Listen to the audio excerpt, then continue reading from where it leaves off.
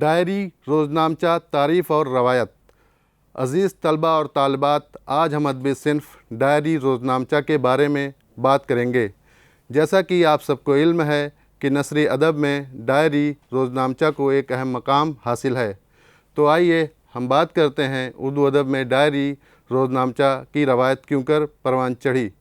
ساتھ ہی ہم ادبی ڈائری روزنامچہ نگاری کی فنی خوبیوں پر تفصیلی بات کریں گے۔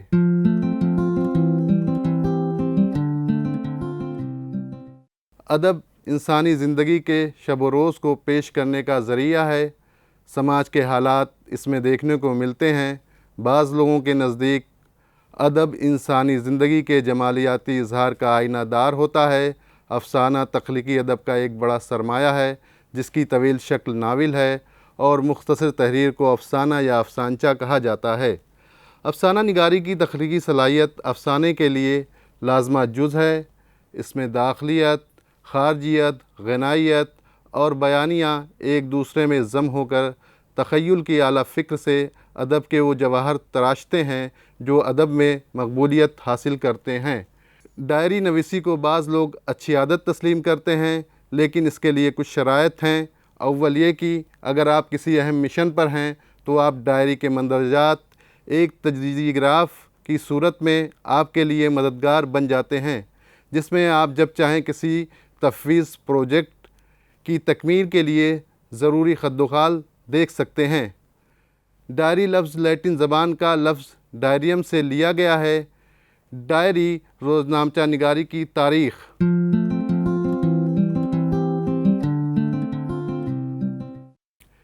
نثری ادب میں خود نوشت کو کافی مقبولیت حاصل ہے۔ ادباء، شعراء اور دانشوروں مثلاً خواجہ حسن نظامی، جوش ملیح آبادی اور علامہ اقبال کی خود نوشت ادب میں اہم مقام رکھتی ہے۔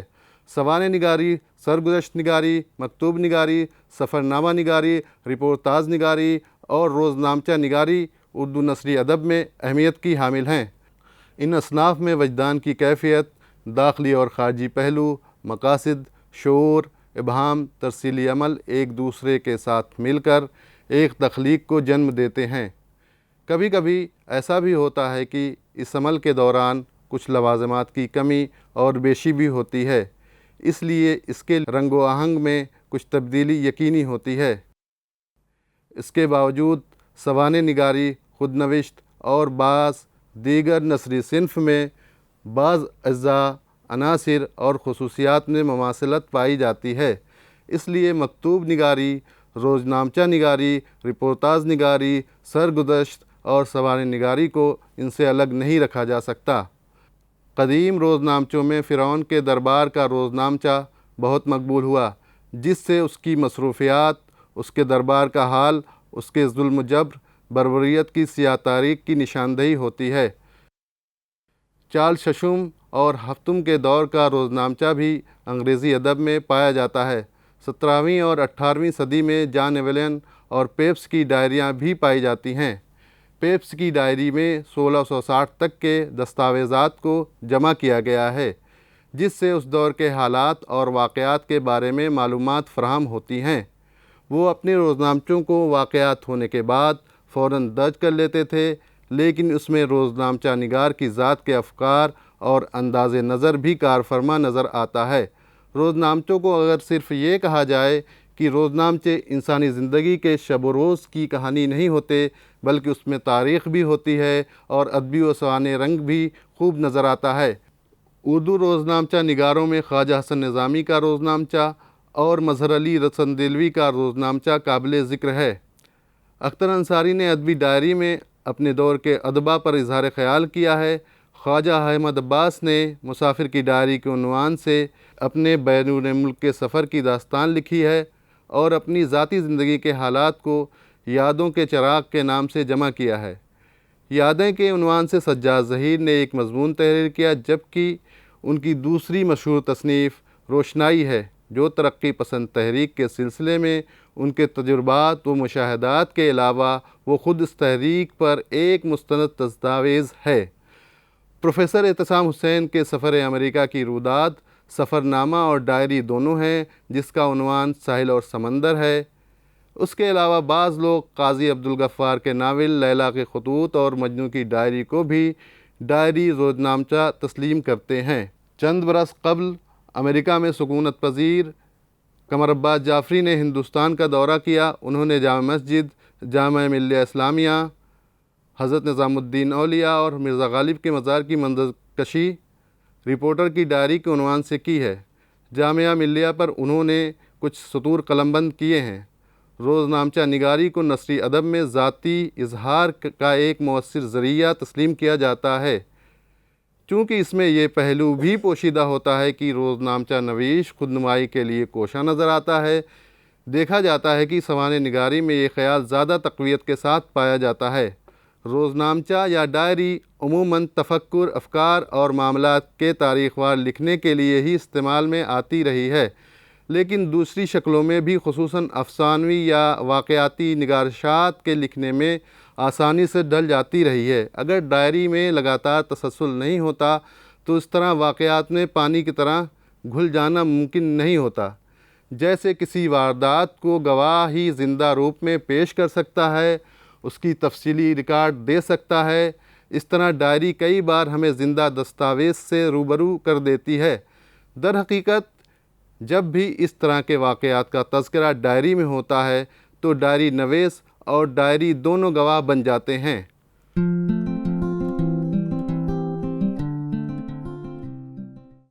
یہ حیرت انگیز امر ہے کہ روزنامچہ لکھنے والے مرد ہوتے ہیں، پھر بھی دنیا میں جو روزنامچے مشہور ہوئے ان میں ایک ڈورتھی ورڈسورتھ اور ورجینیا وولف کے روزنامچے بہت مشہور ہوئے ہیں۔ تیسرے سب سے بڑی روزنامچہ نویس این فرینک مانی جاتی ہیں۔ اس یہودی جوان لڑکی کو نیدرلینڈ پر نازی قبضے کے درمیان 2 سال تک چھپے رہنا پڑا۔ جب جرمن ہٹے اور روسیوں نے اس علاقے کو قبضے میں لیا تب این فرینک کی ڈائری ملی۔ اس کتاب کو the diary of a young girl کے نام سے چھاپا گیا اور اس کو 50 زبانوں میں ترجمہ ہوا۔ اس روزنامچے کو سب سے زیادہ مقبول ڈائریوں میں شمار کیا جاتا ہے۔ ڈائری اس مفاد و موقع پرست دنیا میں ایک بھروسہ مند ساتھی ثابت ہو سکتی ہے۔ مصنفہ کرسٹینا بالڈون کے مطابق ہم ڈائری کی بدولت اپنی زندگی کے واقعات اور سیر و سیاحت کی یادیں محفوظ کر لیتے ہیں۔ جس طرح ایک تصویری البم میں ہمارا ماضی سما جاتا ہے، اسی طرح ڈائری میں ہماری زندگی کے سفر خوبصورت لفظوں میں مقید ہو جاتا ہے۔ اس وقت سے لے کر ڈائری لکھنا بہت زیادہ مقبول ہو گیا۔ بہت سی ڈائریوں کو قیمتی تاریخی دستاویزات کی حیثیت حاصل ہو گئی ہے۔ ان میں ایک مشہور ڈائری جوان سال یہودی لڑکی کی ہے جو نازیوں سے روپوش ہو گئی تھی۔ این فرینک کی diary of a young girl ایک انسان کا دوسرے انسان کے ساتھ انسانیت سوز سلوک کا دلخراش ثبوت پیش کرتی ہے۔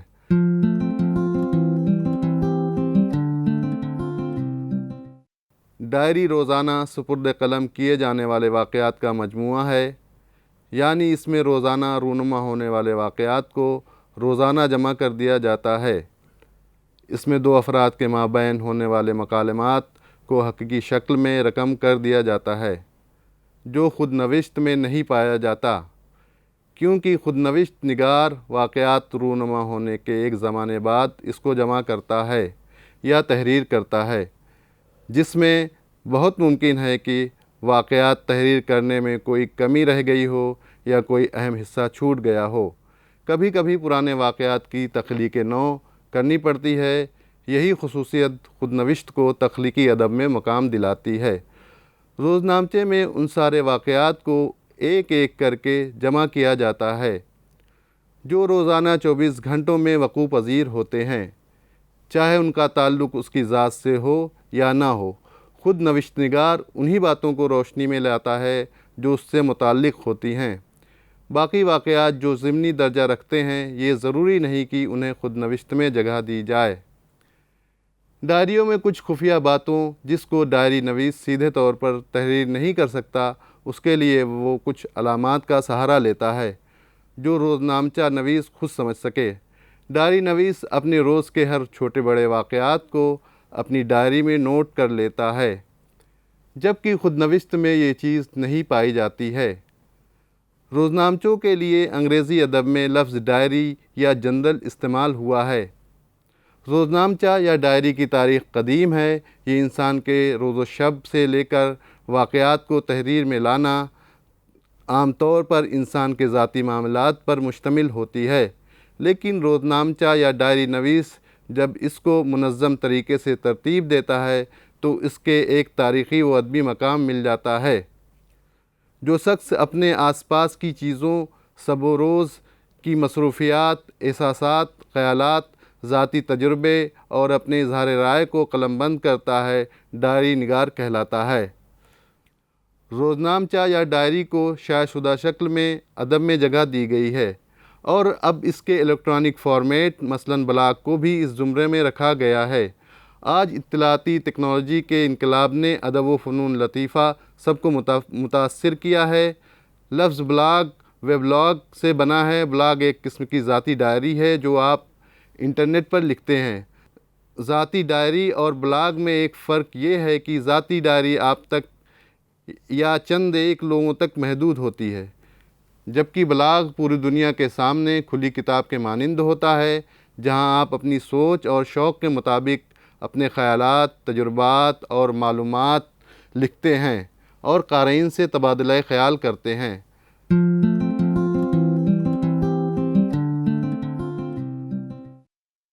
بنیادی طور پر ڈائری لکھنا انسانی خواہش ذاتی اظہار کے مقصد کو پورا کرتی ہے۔ اپنے بچے کے منہ سے نکلے ہوئے پہلے لفظ کی خوشی یا کسی محبت بھرے رشتے کی استواری کی خوشی۔ ڈائری ہمیں اپنی زندگی کو ترتیب دینے والے واقعات کی بابت سوچنے کا موقع فراہم کرتی ہے۔ بعد ازاں ان واقعات کو پڑھنا ان قیمتی لمحوں اور ان سے وابستہ احساسات کی یاد تازہ کرتا ہے۔ ڈائری کا ایک سب سے بڑا فائدہ یہ ہے کہ اس سے ہم اپنی ذات سے واقف ہو جاتے ہیں۔ مصنف ٹرسٹن ریز اسے ایک عملی نفسیاتی آلے کا نام دیتی ہے جو آپ کو بلا روک ٹوک اپنے احساسات کا اظہار کرنے کے قابل بناتا ہے۔ بائبل بیان کرتی ہے، آدمی کا دل فکر مندی سے دب جاتا ہے۔ اگر ایک شخص اپنی فکر مندی کی بابت کسی سے بات نہیں کر سکتا تو تحریر کے ذریعے اپنی بات کا اظہار کرنا ہی اس کا متبادل ہو سکتا ہے۔ اس لیے ڈائری لکھنا اکثر جذباتی دکھ درد پر قابو پانے کا بہترین طریقہ خیال کیا جاتا ہے۔ امریکن فیڈریشن آف ٹیچرز والدین کو مشورہ دیتی ہے، اپنے بچوں کو ڈائری لکھنے کی عادت ڈالیں، اس سے تحریری اور تخلیقی صلاحیتوں کو فروغ ملتا ہے۔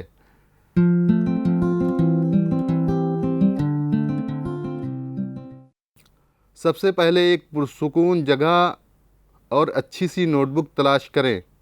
آپ خود سے اس طرح کے سوالات پوچھ سکتے ہیں: آج میں نے کیا کچھ کیا تھا؟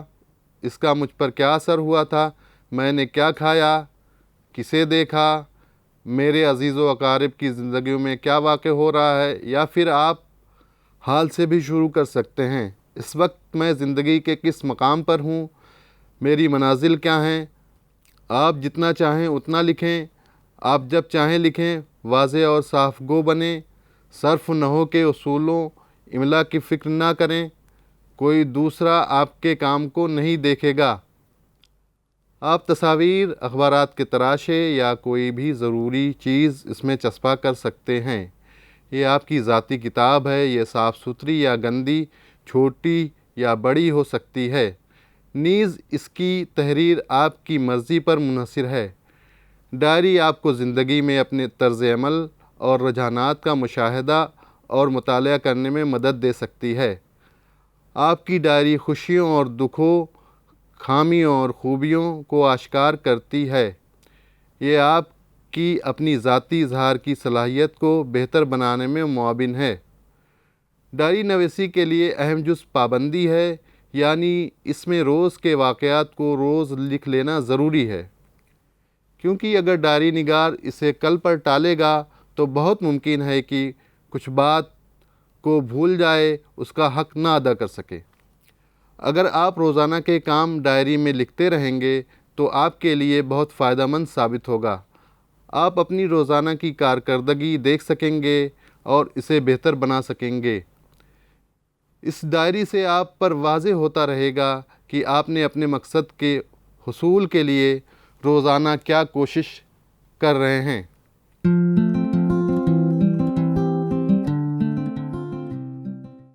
بہادر شاہ ظفر کا روزنامچہ جو پہلے 4 مرتبہ دہلی کا آخری سانس کے نام سے شائع ہوا، اس کے مضامین اخبار منادی دہلی میں بہادر شاہ ظفر کا روزنامچہ کے نام سے شائع ہوئے اور بیحد پسند کیے گئے۔ بعد میں اس کا نام دہلی کا آخری سانس سے بدل کر بہادر شاہ ظفر کا روزنامچہ کر دیا گیا۔ یہ بمبئی کے احسن الاخبار اور دہلی کے سراج الاخبار میں بھی شائع ہوتے تھے۔ یہ روزنامچہ 1844 سے مارچ 1848 تک کا ہے۔ دہلی کے شاہی خاندان کا ایک روزنامچہ 1849 اور 1850 کا فارسی میں ہے، جو بعد میں اردو میں شائع کیا گیا۔ یہ تاریخ غدر کا 13واں حصہ ہے۔ اس سے قبل اس کے 12 حصے پہلے ہی شائع ہو چکے ہیں۔ حسن نظامی کے مطابق انہوں نے بہادر شاہ ظفر کے روزنامچوں کا انگریزی میں ترجمہ کرا کے ان کو سیاسی مصلحت کی بنا پر انگلستان سے صحیح کرنے کا تذکرہ کیا ہے۔ بہادر شاہ ظفر کے 9 نومبر 1844 کے ایک روزنامچے کا طرز تحریر، زبان و بیان ملاحظہ فرمائیں۔ طلوع آفتاب کے وقت حضرت ذل سبحانی ڈیوڑی خاص سے باہر تشریف لائے۔ امرائے دولت و اراکین کو سلام کا افتخار حاصل ہوا اور حضرت کی رکاب سمیت انتصاب کے ساتھ ساتھ نور کدہ دیوان خاص میں حاضر ہوئے۔ احترام الدولہ حکیم احسن اللہ خاں بہادر نے حضور کی نبض مبارک دیکھی، پھر عرضیاں پیش ہوئیں۔ حضور نے ان کو خاص دستخط سے مزین فرمایا۔ بہادر شاہ ظفر کے روزنامچے کی خصوصیت یہ ہے کہ اس وقت کے ملکی حالات کی پوری عکاسی کی گئی ہے، گرچہ 1857 کے غدر کے حالات کے بارے میں ان کا روزنامچہ بے خبر ہے۔ نظام الدین اولیاء کے مزار پر بادشاہ کی حاضری اور فاتحہ خوانی، درگاہ کے خدمتگاروں کو روپے تقسیم کرنا اور نیاز میں شریک ہونا جیسے معاملات کو روزنامچے میں جگہ دی گئی ہے۔ 14 دسمبر 1844 کے روزنامچے کو ملاحظہ فرمائیں۔ میجر جانکوب اکبر آباد آگرہ سے دہلی وارد ہوئے۔ مرزا اسد اللہ غالب نے رفاقت قدیم کے سبب سے مہمانداری اور استقبال کی رسومات کو شان و شوکت کے ساتھ انجام دیا اور نواب ضیاء الدین خاں کے مکان میں، جہاں پہلے سے ہی مہمانداری کا انتظام کیا گیا تھا، ٹھہرایا۔ 2 دن کے بعد میجر صاحب نے ٹامس مٹکاف بہادر اور دیگر اشخاص سے ملاقات فرمائی۔ دہلی میں آپ کی خاطر و مدارات بہت دھوم دھام سے ہوئی۔ مولانا جعفر تھانیسری کا روزنامچہ۔ مولانا جعفر تھانیسری کا روزنامچہ کالا پانی کی خصوصیت یہ ہے کہ اسے سفر نامہ یا خود نوشت بھی تسلیم کیا جاتا ہے۔ یہ 1863 میں تحریر کیا گیا۔ اس میں پیلی بھیت، امبالہ، دہلی،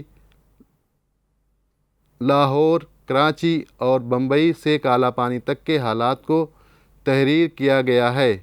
یہ دوسرے نام تواریخ عجیب کے نام سے بھی جانا جاتا ہے۔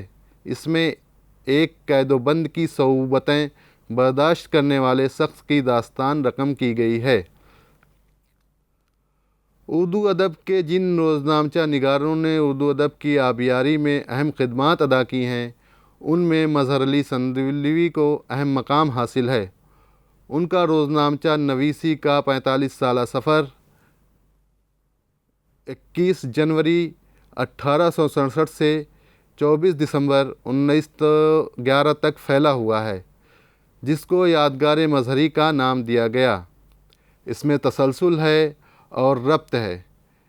اس کے روزنامچے سے پتہ چلتا ہے کہ اس وقت قصبہ سندیلہ میں 2 راجا اور 3 تعلق دار رہتے تھے۔ مظہر علی کے والد کے حالات خوشحال نہ تھے، لیکن مظہر علی کی قسمت نے ہمیشہ ان کا ساتھ دیا اور ہمیشہ اعلیٰ عہدوں پر فائز رہے۔ انہوں نے 1867 سے 1887 تک جو روزنامچے لکھے وہ فارسی زبان میں تھے، لیکن جب ان کو یہ اندازہ ہوا کہ اب فارسی زبان کا اثر کم ہو رہا ہے اور اب اردو زبان عروج کی طرف بڑھ رہی ہے، تو انہوں نے اردو میں روزنامچہ لکھنا شروع کیا۔ ساتھ ہی فارسی میں لکھے گئے روزنامچے کا ترجمہ بھی اردو میں کیا۔ انہوں نے روزنامچہ کی کتابت کے لیے کاتب بھی رکھے۔ ان کے تمام روزنامچے 18 جلدوں پر مشتمل ہیں، جن میں کئی جلدیں کافی ضخیم ہیں۔ انہوں نے اپنے روزنامچے میں تاریخوں کا اہتمام عیسوی، ہجری اور ہندی مئے دنوں کی ہے۔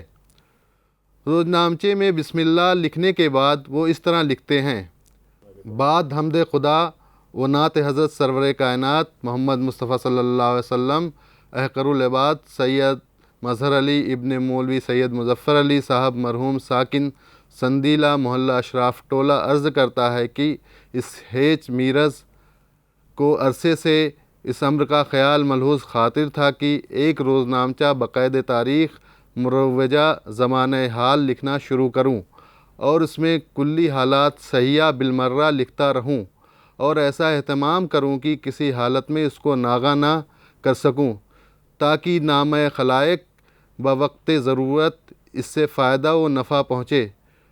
چنانچہ کئی سال خیال و فکر کے بعد میں نے اس کام کو اہم کر اپنے ذمہ ہمت پر قبول کیا، اور 21 جنوری 1867 سے اس روزنامچے کا فارسی زبان میں آغاز ہوا۔ روزنامچہ 1907 خواجہ حسن نظامی کا روزنامچہ ہے، جس کو سفر نامہ بھی تسلیم کیا جاتا ہے۔ اس میں بمبئی، سوفات، گجرات اور کاٹھیا واڑ کے لوگوں کے حالات بیان کیے گئے ہیں۔ اردو ادب میں علامہ اقبال کی شاعری کے قصیدے سبھی پڑھتے ہیں، لیکن ان کی نثر نگاری کے بھی جوہر ہیں۔ مثلاً انہوں نے خطوط بھی لکھے ہیں، ڈائری بھی۔ ان کی ڈائری بکھرے خیالات کے نام سے جمع کی جا چکی ہے۔ یورپ سے واپسی کے بعد مناسب تلاش معاش اور نجی زندگی کی ناآسودگی سے ذہن اقبال میں کرب کی کیفیت پائی جاتی ہے۔ بکھرے خیالات کے مطالعے سے اقبال کی ادبی نسبولین کے ان وسیع مطالعے کا بخوبی اندازہ ہوتا ہے۔ وہ اردو، فارسی، عربی، انگریزی اور جرمن ادبیات کے نکات کی طرف اشارہ کرتے ہیں۔ گوئٹے کا ذکر وہ بار بار کرتے ہیں۔ عطیہ بیگم کی ڈائری سے بھی علامہ اقبال کے شب و روز، ادبی و علمی مصروفیات کا اندازہ ہوتا ہے۔ عطیہ بیگم نے اپنی ڈائری میں تاریخ کے ساتھ مقام کا بھی ذکر کیا ہے۔ مثلاً وہ لکھتی ہیں: لندن، 23 جولائی 1907۔ آج ایک علمی مذاکرہ ہوا جس میں اقبال کی نظمیں گائی گئیں۔ ایک بہت ہی ہوشیار طالب علم پرمیشور لال نے مخزن کے مضامین اور خطوط سنائے، جن میں یہ لکھا تھا کہ اقبال نے قومی نظمیں کہہ کر دنیا میں ایک نئی روشنی پھیلائی ہے۔ تمام شمالی ہندوستان میں گویا جوش کا زلزلہ پیدا ہو گیا ہے۔ گلی کوچوں اور شہراؤں میں ان کی نظمیں پڑھی جاتی ہیں۔ ان کی نظمیں خاص کیفیت اور اثر پیدا کرتی ہیں اور ساری قوم وجد میں آ گئی ہے۔ عطیہ بیگم کی ڈائری کی اس تحریر سے اقبال کی علمی و ادبی محفلوں، علمی گفتگو اور امت کے مسائل جیسے معاملات کا اندازہ ہوتا ہے۔ پروفیسر احتشام حسین کو امریکہ اور انگلینڈ کے دورے پر لکھنؤ یونیورسٹی کی جانب سے ریسرچ فیلو کے طور پر بھیجا گیا تھا، جس کا مقصد یہ تھا کہ وہاں کے لوگوں سے مل کر ہندوستان کی ادبی زندگی کو ایک منظم شکل میں پروان چڑھایا جائے، اچھے ادب کی آبیاری اور کتابوں کی اشاعت کو بہتر بنانے کے کیا طریقہ کار اور وسائل ہو سکتے ہیں وغیرہ۔ انہوں نے وہاں اپنے دور قیام کے واقعات و حالات، علمی و ادبی معاملات کا قریب سے مطالعہ کیا۔ ان کے علاوہ بھی کئی لوگوں نے روزنامچے لکھے ہیں جن کو سفر نامہ یا خودنویس کے طور پر بھی قبول کیا گیا ہے۔ مثلاً روزنامچہ سیاحت کشمیر ریاست کپورتھلا کے فرما رواں کا روزنامچہ ہے، جو 1889 میں لکھا گیا۔ ناصر کاظمی کے بیٹے حسن سلطان کاظمی نے چند پریشاں کاغذ کے عنوان سے ان کی ڈائری کو ترتیب دیا ہے، جس کے لیے وہ اپنے آپ پر فخر محسوس کرتے ہیں۔ ان کی ڈائری ان کی آپ بیتی بھی ہے اور رودات بھی۔ کہیں کہیں اس میں مکالمہ نویسی اور خاکہ نگاری کا اسلوب بھی ہے۔ ان کی ڈائری سے ناصر کاظمی کی شخصیت کا بھرپور اندازہ ہوتا ہے۔ یہ ڈائری 1948 سے 1972 تک لکھی گئی۔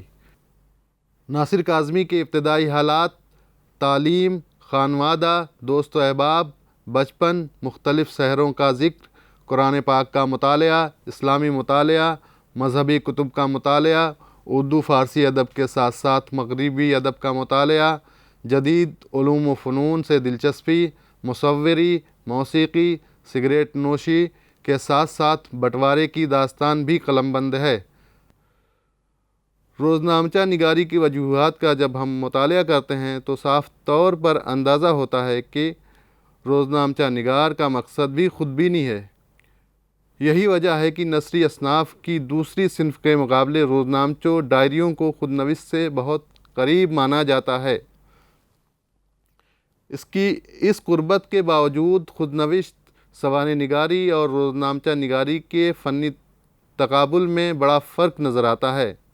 20ویں صدی کی دو عظیم جنگوں پر سینکڑوں ہزاروں کتب تحریر کی گئیں۔ ان میں سے بعض ایسی بھی تھیں جو نامور اور مشہور زمانہ جنرلوں ایڈمرلوں نے قلم بند کیں۔ فوجی تاریخ کا آج ایک زبردست معلوماتی اور دلچسپ ذخیرہ ہے۔ عالمی جنگوں کے یہ کمانڈر اگرچہ جنگ کے متعلقہ معاملات کو حل کرنے اور جنگ کرنے میں سرتاپا لگے رہے، لیکن ایسا معلوم ہوتا ہے کہ وہ سونے سے پہلے اپنی روزانہ ڈائری کو بھی لکھتے رہے، اور جنگ کے بعد جب اس کی تاریخ قلم بند کرنے بیٹھے تو دیگر ذرائع کے علاوہ اپنی خود نوشت ڈائری سے بھی استفادہ کیا۔ عہد حاضر میں ڈائری سے مراد ایسی کتاب سے ہے جس میں یومیہ ریکارڈ درج کیے جاتے ہیں، جس کی مثال 1665 میں بین جانسن کے ذریعہ لکھی گئی کامیڈی والپون ہے۔ قدیم زمانے میں ڈائری مشرق وسطیٰ اور مشرقی ایشیائی ثقافت کے زیر اثر پروان چڑھی۔ عربی میں ڈائری نگاری کا آغاز 10ویں صدی عیسوی سے قبل مانا جاتا ہے۔